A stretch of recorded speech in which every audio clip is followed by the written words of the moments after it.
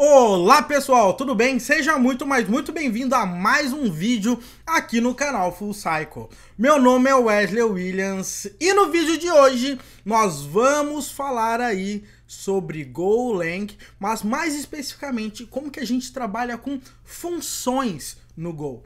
E também, no final desse vídeo, eu também vou mostrar como que você consegue utilizar uma função no Go para que ela vire um método, beleza? Então fica ligado que no final do vídeo eu também vou te mostrar isso. Maravilha? Também queria deixar um recado para você. Você sabia que no ano aí de 2020, Golang é uma das linguagens que mais paga bem os desenvolvedores, tá? Então fica ligado em relação a isso, porque o que você está aprendendo pode mudar aí a sua carreira e o dinheiro que entra no seu bolso. Bora lá, bora aprender mais sobre Go.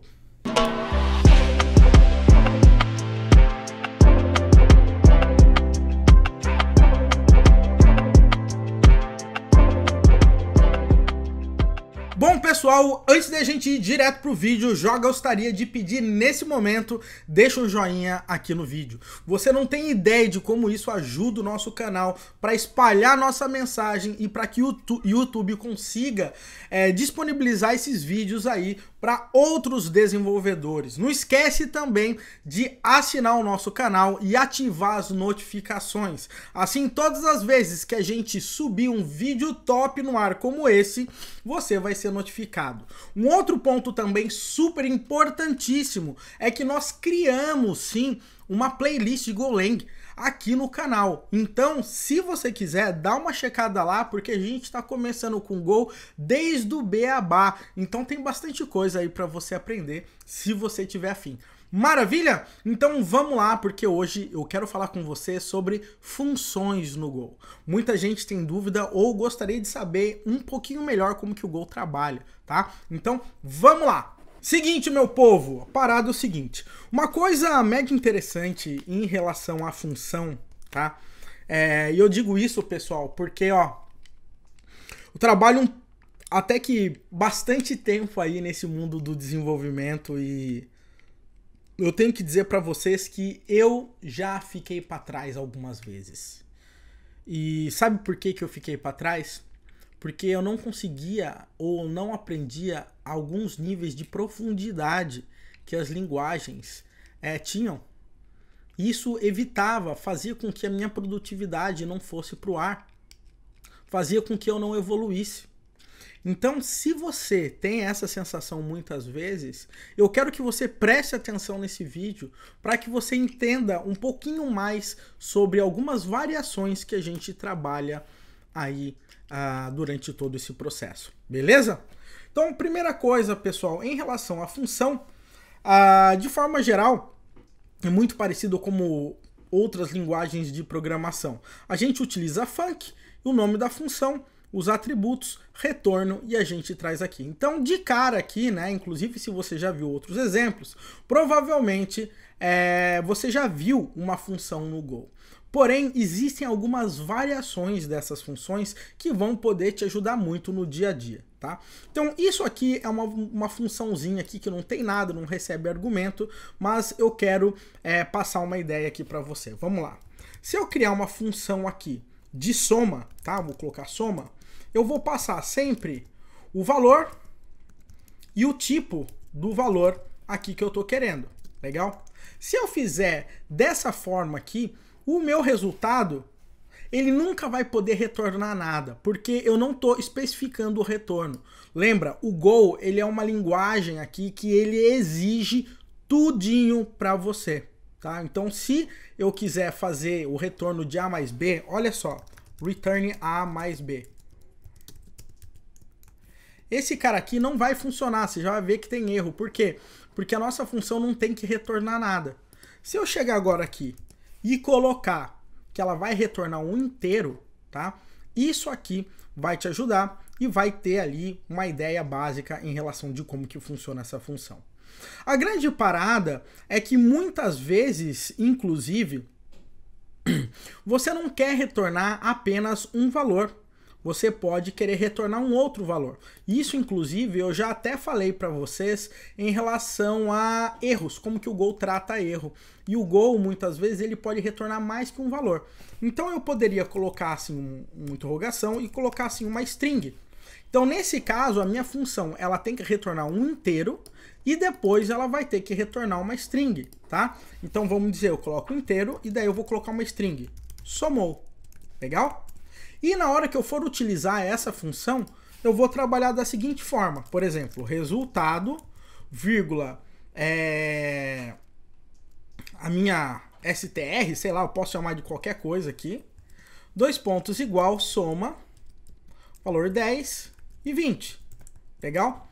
Se eu pegar esse resultado agora, o que que vai acontecer? Olha só que interessante. Eu vou pegar esse cara aqui e vou pedir para ele imprimir o resultado para mim. E logo em seguida eu vou pedir para ele imprimir a minha string, tá? O resultado. Então vamos ver o que que acontece.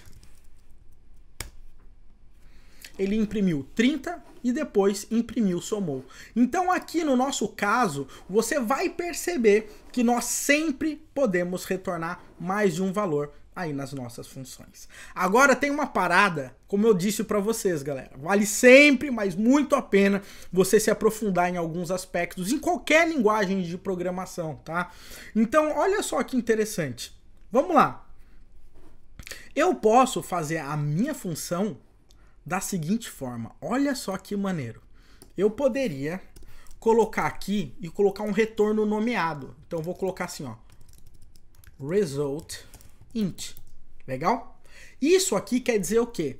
Que a variável que eu vou retornar vai ser a result.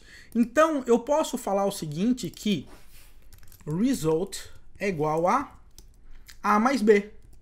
E aqui eu simplesmente dou um return. Sem passar o result. Eu não preciso. E daí eu vou ter basicamente o que eu estava esperando, tá? Então nesse caso aqui, vamos ajustar. Somente para dizer que eu não estou enganando você, apareceu 30. Legal? Então se eu estou passando o nome da variável que eu quero que ele retorne, basta eu mudar o valor dela e dar um return sozinho que ele vai pegar o nome da variável por padrão. Maravilha? Então isso é mais uma coisa. Então a gente falou de um retorno normal, um retorno múltiplo, um retorno nomeado, que normalmente a gente diz. Legal? E depois disso, nós temos algo que todo mundo gosta, tá na moda inclusive, várias linguagens de programação estão implementando, e o Go também implementa. Legal? Que é funções variádicas, né? O que que essa parada funciona? Olha só que legal. Eu vou colocar função, vou chamar ela de soma tudo. Legal? E aqui eu vou colocar o valor x, que vai entrar. Vou colocar 3 pontinhos e vou colocar o tipo desse cara. Isso aqui significa que eu posso passar basicamente aqui como se fosse um array de inteiros entrando aqui dentro para mim. Então, nesse caso, o que que eu posso fazer? Eu posso, por exemplo, navegar em todo esse meu x, somar item, por exemplo, e retornar. Então, olha só que interessante, pessoal. Vamos imaginar que eu crio aqui um resultado, tá? 2 pontos igual a 0. Estou colocando aqui. E agora, o que que eu vou fazer? Eu vou fazer um for, onde eu tenho uma key, que eu vou colocar um blank identifier, porque eu não quero usar aqui, e eu tenho o value, legal? Que é o valor que está entrando aqui pra gente. Então eu vou colocar o valor, e eu vou falar que isso aqui é um range de x. O que que isso significa? Que ele vai fazer um loop em todos os valores que a gente passar aqui no x. E esse número, o que que eu vou fazer? Eu vou falar que resultado mais igual ao meu valor. E agora eu vou retornar o meu resultado. Então, olha só que massa. Agora que eu tenho isso aqui, o que que eu vou fazer simplesmente? Eu vou pegar resultado, eu vou colocar aqui soma tudo, e eu vou colocar 3 mais 4, mais 10, mais do 4, mais o valor que eu quiser, tá? E ele vai imprimir para mim. Então vamos ver como é que é o resultado dessa parada. Somou tudo, 371 aqui para mim. Então eu posso passar quantos valores eu quiser no formato inteiro, nesse caso aqui que eu especifiquei o tipo, falei o retorno e eu fiz um loop para ele pegar todos esses caras aqui para mim. Então essa que é a ideia aqui, que a gente consegue trabalhar com funções variádicas, ajuda pra caramba, principalmente quando você não tem ideia da quantidade de campos que vão passar aí para você. Mas lembre-se que você sempre tem que tratar essa entrada aí para você. Agora, para quem curte também bem essas paradas de programação funcional e qualquer coisa desse tipo, a gente também pode trabalhar com funções anônimas, tá? E funções dentro de funções para a gente utilizar. Uma coisa muito comum que você vai sempre perceber no Go, tá? É que principalmente quando a gente vai trabalhar com multithreading e etc., normalmente a gente costuma colocar uma função aqui dentro sem colocar o nome dela, a gente não precisa, às vezes a gente até coloca aqui GoFunk, que ela vai rodar como uma thread dentro do Go, legal? Mas eu não quero falar disso agora, então eu vou colocar o seguinte agora, ó. Resultado, 2 pontos igual a minha função, legal? E essa minha função, por exemplo, ela pode receber esses caras aqui, ó. Legal? E depois disso, ela pode fazer tudo isso.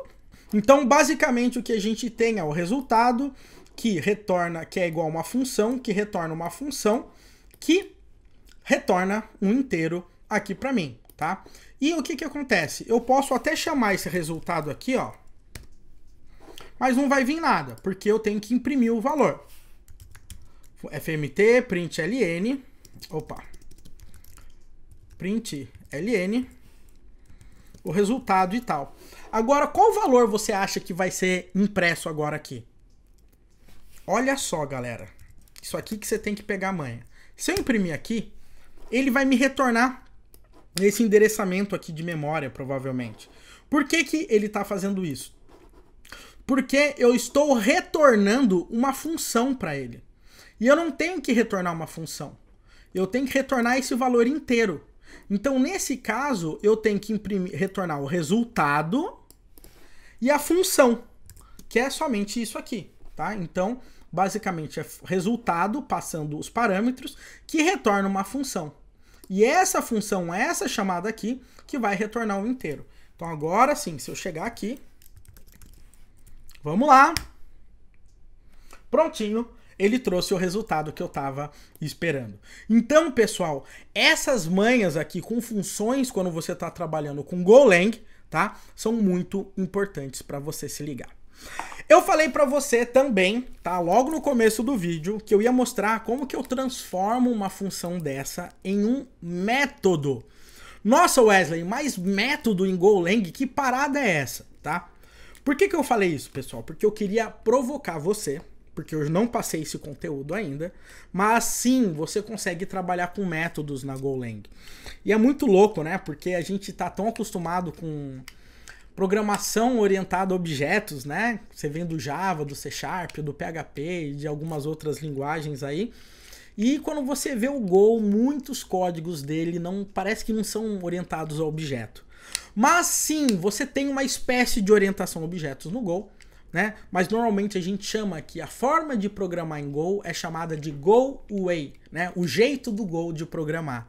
E por conta disso, eu só quero dar uma breve introdução aqui para você de como que a gente consegue criar métodos. Os métodos no Go, eles são baseados em uma estrutura que a gente chama de struct, que é um type que você cria. Então, por exemplo, eu posso criar um type chamado carro. Legal? Falar que ele é uma struct. Eu vou falar que esse carro, ele tem um name, ele tem um nome, né? Tô escrevendo em português, que é uma string, por exemplo. Legal? E agora, o que que eu posso fazer? Eu posso criar uma função, falando que o meu carro andou, tá?